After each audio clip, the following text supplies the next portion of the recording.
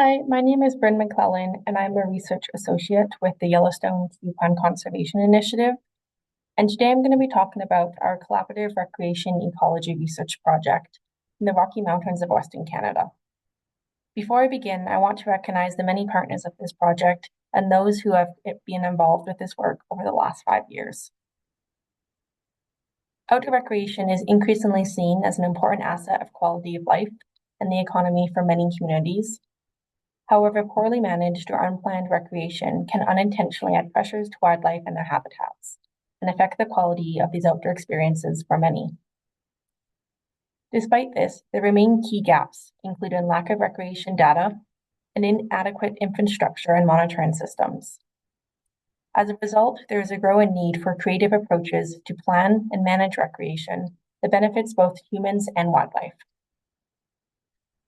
To address these data and knowledge gaps, since 2019, Y2Y and the University of Northern British Columbia has conducted research across the Upper Columbia of BC and Kananaskis of Alberta.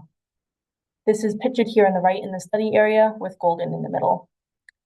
This region is a hub for outdoor recreation tourism and contains important wildlife habitats and corridors.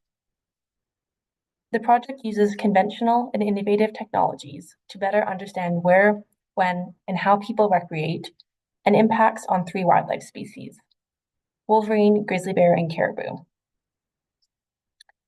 The first part of the project was mapping the recreation footprint using both government and non-government sources, or data from these online recreation or adventure apps.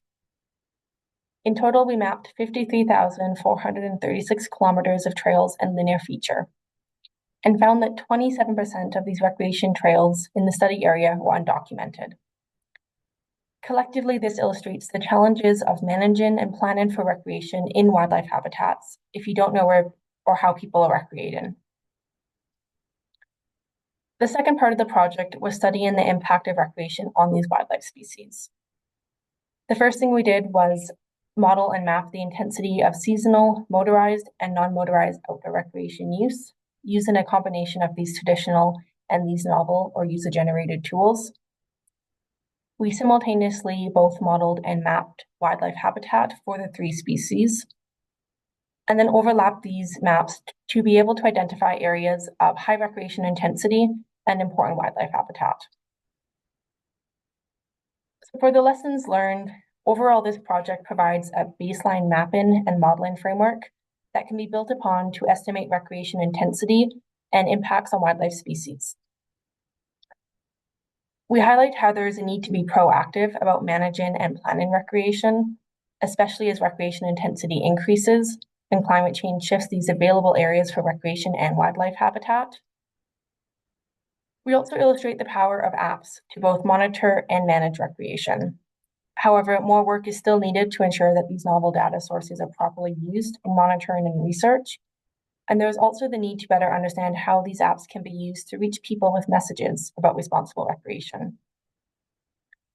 And then lastly, for what is needed. There's still a need to be able to centralize and share recreation data.